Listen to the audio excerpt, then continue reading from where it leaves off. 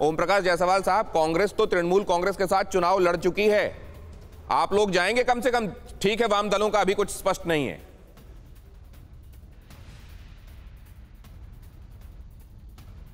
देखिए, हेलो, कहिए कहिए, सुन रहे हैं।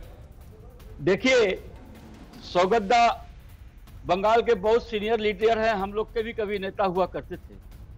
उनको मालूम होना चाहिए और आप लोग को भी मालूम है कि कांग्रेस पार्टी बीजेपी के खिलाफ, सांप्रदायिक के खिलाफ पूरा भारतवर्ष में लड़ाई लड़ रही है, पश्चिम बंगाल में केवल नहीं। और ये निर्णय जो लेगा हम लोग का हाई कमान लेता है, हम लोग के अधीर चौधरी लेंगे। और जहां तक हम लोग का पर्सनल बात है, आज सौगतदा जो बात बोल रहे हैं उनसे पूछिए तो कि वाम फ्रंट को पश्चिम बंगाल से हटाने के लिए कांग्रेस का सहयोग आप लोग के लिए थे और कांग्रेस आपको सहयोग दे करके पावर में लाया था। लेकिन पावर में आने के बाद आपका नेत्री का और आप लोग का तरीका कैसे बदल गया?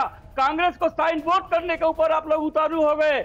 जितने भी कांग्रेस के एमएलए थे, जितने भी कांग्रेस के एमपी हैं, जितने भी कांग्रेस के वर्कर हैं, जितने भी कांग्रेस के ट्रेड यूनियन है, उसको सब खत्म कर दो। आइए जवाब ले लीजिए। सौगतदा, सुन रहे हैं आप? यही तो है टीएमसी का नीति। और वही आपको एक बात और बता दे, आप जवाब भी ले लीजिए, जवाब भी ले लीजिए। ओम प्रकाश जायसवाल, आपने एक बड़ा आरोप लगाया है कि सिर्फ दिखावे के लिए कहा जा रहा है। करने में तो आचरण में यह है कि तृणमूल कांग्रेस ने कांग्रेस को भी भुला दिया, बल्कि उसको भी खत्म करने की तैयारी की। जरा इस पर जवाब ले लें सौगतदा। नहीं, मुझे ये कहना है, ये बात सही है कि 2009 में बंगाल में कांग्रेस तृणमूल के साथ लड़ा और 2011 में पश्चिम बंगाल विधानसभा चुनाव में कांग्रेस और टीएमसी साथ लड़ा। ये जुट गठबंधन हम टिका नहीं पाया। इसमें किसका दोष है अभी तो एनालाइज करने से कोई फायदा नहीं है। मैं अभी कह रहा हूं कि बंगाल में 2009 या 11 में बीजेपी उतना बड़ा खतरा बन के उभर के नहीं आया था। ये 2019 के बाद बात है जो जब से बीजेपी बहुत बड़ा शक्ति बन गया। इसके पहले अगर तृणमूल जीतता या कांग्रेस जीतता, सीपीएम जीतता, वो कोई अलग बात था। लेकिन अभी बीजेपी सामने है। सौगतदा, कांग्रेस को क्या मैं आपकी बातों के ये मायने निकालूं कि इस बार बीजेपी से अपने दम पर तृणमूल कांग्रेस टकराने में हिचक रही है, इसलिए ये आह्वान है? ये गलत होगा। देखिए, अगर कांग्रेस हमारे साथ नहीं है तो हम लड़ेंगे नहीं, किया हम पूरा लड़ेंगे और हराएंगे बीजेपी को। मैं कांग्रेस के सामने एक सिद्धांतिक सवाल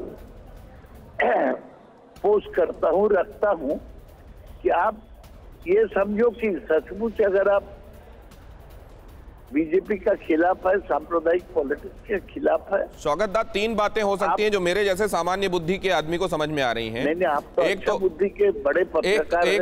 एक तो मेरे को यह समझ में आ रहा है सर कि आप लोग वाकई सांप्रदायिक मानते हुए बीजेपी को एक जुटता लाने की कोशिश कर रहे हैं, लेकिन उसको जमीन में ट्रांसलेट करने के लिए फिर आपके पास कोई चुनावी समीकरण भी होना चाहिए, जो अभी नहीं है और ना होता हुआ दिखाई दे रहा है। चुनावी समीकरण का बात मैं अभी नहीं करने चाहता। दूसरे, मुझे ये लग रहा है कि सैद्धांतिक उसको मजबूत बनाने का बात उस कुनबे में एक हाई ग्राउंड लेने के लिए और ये कहने के लिए, देखिए हमने पहले पहलकदमी की थी लेकिन कुछ हो नहीं पाया। दूसरे, ये हो सकता है कि तृणमूल कांग्रेस ये स्पष्ट कर देना चाहती है कि हमने कोशिश की लेकिन इस तरीके की कोई एकजुटता हो नहीं पाई।